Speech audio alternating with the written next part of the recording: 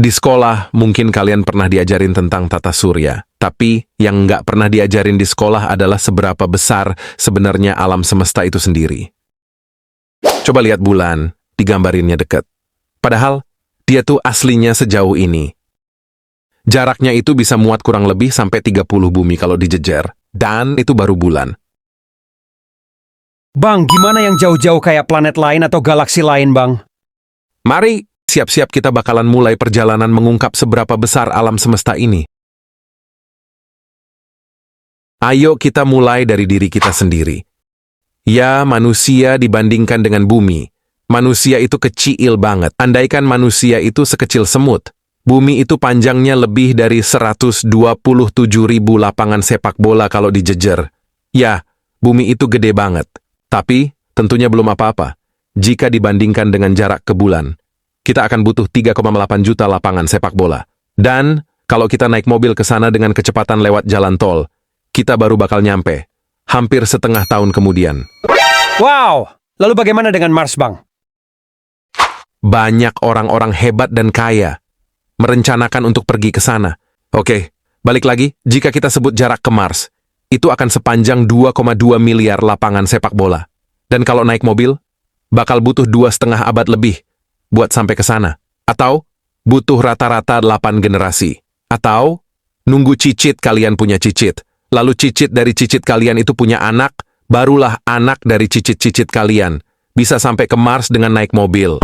Hah, itu baru Mars. Apa jadinya, Bang, kalau kita pengen ke ujung tata surya sampai Neptunus? Oke, kalau naik mobil, tebak kita akan butuh waktu berapa? Nggak tahu, Bang. Kirain. Kamu tadi mikir jawabannya. Hehehe. Oke, tahu enggak? Kita akan butuh waktu 5.000 tahun lebih. Atau tak terhitung berapa generasi. Yang pasti, itu kayak kita nyetir dari zaman piramid baru dibikin. Dan nyampeknya tuh baru hari ini. What? Apakah otak kalian udah pusing? Itu baru tata surya kita. Kencangkan sabuk kalian. Karena ini baru awalnya saja. Menembus keluar dari tata surya kita, yang mengejutkan adalah kita akan bertemu dengan pesawat antariksa Voyager, objek manusia paling jauh, yang saat ini ada di luar angkasa.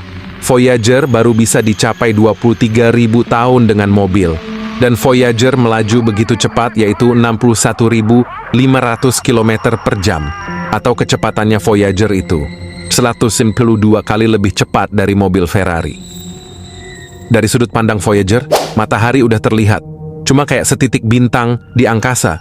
Tapi meskipun setitik, kekuatan matahari masih bisa menarik jutaan komet dan benda langit lainnya untuk membentuk wilayah yang dinamakan Oort Cloud. Sejarahnya, dia berhasil keluar dari tata surya kita dalam waktu 35 tahun. Tapi untuk Voyager bisa keluar dari Oort Cloud ini, dia butuh waktu sekitar 30.000 tahun. Namun, Oort Cloud ternyata hanyalah satu bagian dari wilayah yang bernama Local Interstellar Cloud. Kita udah nggak masuk akal pakai satuan kilometer. Karena udah gila banget, kita akan pakai pengukuran jarak. Yang nama kerennya adalah tahun cahaya. Buat bisa bayangin tahun cahaya itu kayak gimana, Bang? Sekarang bayangin kayak gini. Kita sering banget banding-bandingin mobil tercepat di dunia. Mungkin nggak ada habisnya.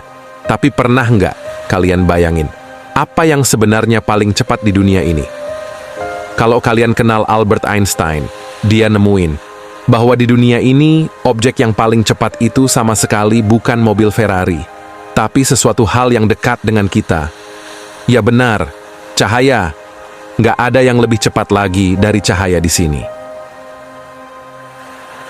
Tapi, meskipun dengan kecepatan sekitar 1 miliar kilometer per jam aja, cahaya masih butuh waktu 4 tahun lebih buat nyampe di bintang paling terdekat kita, Alpha Centauri. Dan butuh waktu 30 tahun bagi objek tercepat di alam semesta ini untuk bisa nyampe dari ujung ke ujung. Daan pastinya nggak berhenti di situ. Kalau kita zoom out lagi, kita bisa ngelihat keseluruhan dari galaksi kita berada. Bima Sakti atau Milky Way. Kira-kira ada sekitar 100 miliar sampai 400 miliar bintang kayak matahari. dan sekitar 800 miliar sampai 3,2 triliun planet di galaksi kita ini. Yang mengerikan adalah, mungkin di sini terlihat penuh dengan bintang, namun tahukah kalian, ada jutaan, bahkan mungkin miliaran planet yang hidup di kegelapan. Planet tanpa bintang, yang hanya mengambang di luar angkasa. Di dalamnya, ada bumi kita, yang diterangi matahari kurang lebih di sebelah sini. Dan kira-kira dari bumi, bintang yang bisa kita lihat pakai mata telanjang itu cuma sebesar ini. Jarak pandang kita cuma sebesar ini. Tapi, ayo kita menghela nafas. Karena ternyata, galaksi kita yang super raksasa dengan triliunan planet dan bintang hanyalah satu dari 54 galaksi berbeda yang ada di local group. Dan sekali lagi coba menghela nafas. Karena local group sendiri hanyalah bagian yang sangat mungil dari Virgo Supercluster. Di sini ada lebih dari 2000 galaksi, kayak galaksi kita, yang masing-masing ada isi bintang dan planetnya, yang udah nggak kehitung berapa triliun-triliun. Yang pastinya, angka nolnya udah ngalahin inflasi rupiah. Tapi, selama kalian masih nonton video ini, jangan berhenti menghela nafas, karena Virgo Supercluster sendiri ternyata hanyalah bagian sangat-sangat kecil dari Laniakea Supercluster. Pada skala ini, tiap titik kecil yang kita lihat adalah galaksi. Ini adalah wilayah angkasa, yang isinya ada lebih dari 100.000 galaksi kayak kita di dalamnya. Lalu apakah kita udah sampai akhir, Bang? Coba tebak, karena jawabannya sama sekali enggak. Karena supercluster kita ini, ternyata hanyalah bagian yang bukan lagi kecil, bukan lagi mungil, tapi benar-benar udah kayak debu di observable universe, atau wilayah alam semesta yang bisa kita amati. Disinilah rumah dari lebih 2 triliun galaksi, yang tak terhitung berapa banyak bintang dan planet di dalamnya, dan menjadi ujung batas pengetahuan kita manusia tentang besarnya alam semesta untuk sekarang. Di luar ini tentunya masih ada lagi, hingga sekarang masih menjadi misteri, karena kita hanya bisa melihat bagian ini dari alam semesta, yang kita tahu sekarang lewat fisika.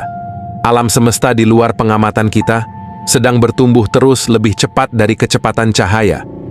Banyak dari ilmuwan menduga bahwa bahkan semesta kita ini adalah satu bagian dari miliaran semesta-semesta besar lainnya, yang saat ini ujungnya masih menjadi satu misteri besar yang belum terpecahkan.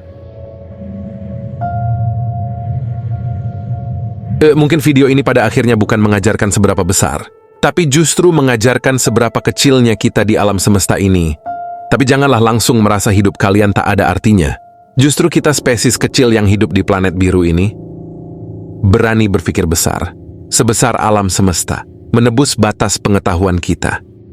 Pada akhirnya, inilah kita, sebuah titik kecil biru dan begitu luasnya alam semesta, seperti yang disampaikan oleh Carl Sagan dengan indahnya.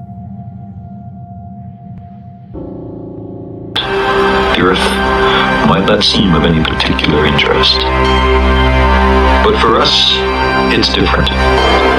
Consider again that dot. That's here. That's home. That's us. On it, everyone you love, everyone you know, everyone you ever heard of, every human being who ever was, lived out their lives. The aggregate of our joy and suffering, thousands of confident religions, ideologies, and economic doctrines, every hunter and forager, every hero and coward, every creator and destroyer of civilization, every king and peasant, every young couple in love, every mother and father, hopeful child, inventor and explorer, every teacher of morals, every corrupt politician, every superstar, every supreme leader, every saint and sinner in the history of our species lived there, on a load of dust, suspended in a sunbeam. The Earth is a very small stage